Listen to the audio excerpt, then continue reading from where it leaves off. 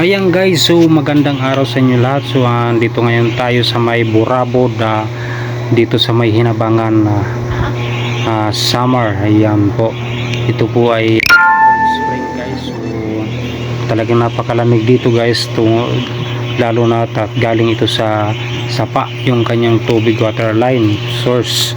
Ayan guys, so napakaganda din dito guys, lalo na kung gusto nyong magpalamig dito. Ito yung area na to, dito yung pinakamalamig dahil nga running water ito at wala po na i-stack na tubig dyan sa swimming pool na yan po. Ito dahil umaagos ito at ito po yung line na galing dun sa taas ng water tank.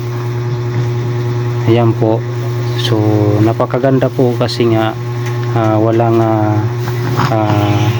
stack na tubig, hindi po siya stack, talagang na umaagos yung tubig.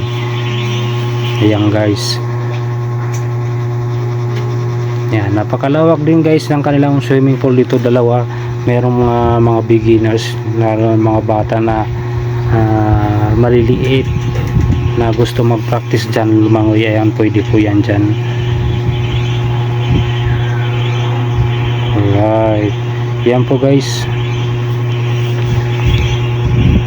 Ayan, ito po, yan, napakaganda po yung area na spot na to dito sa mga naiinitan dahil nga cold spring ito guys, kasi malamig dahil running water.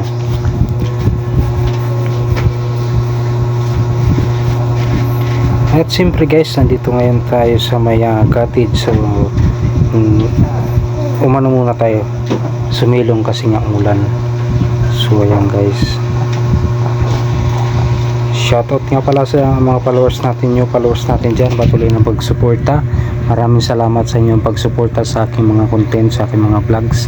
Maraming salamat. Pasuportahan po yung aking Moto Farm Summer Vlog at siyempre itong account na Bibit Alan Vlogs. Yan, tuloy-tuloy lang po tayo guys.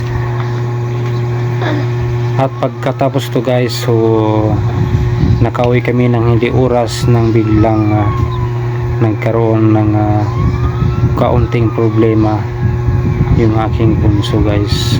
Ambis na masaya na abutan pa sana kami ng hapon, so umuwi kami dyan yung time na yan dahil nga sa sakit niya at nag-seizure na naman yung aking bunso.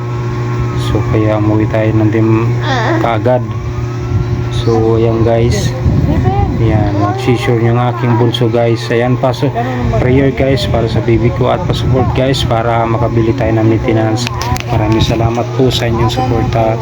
Thank you so much po sa inyo. God bless po sa lahat ng mga followers na patuloy nagsusupport. Nag-seizure po kasi yung bunso namin habang nagsiswimming sila.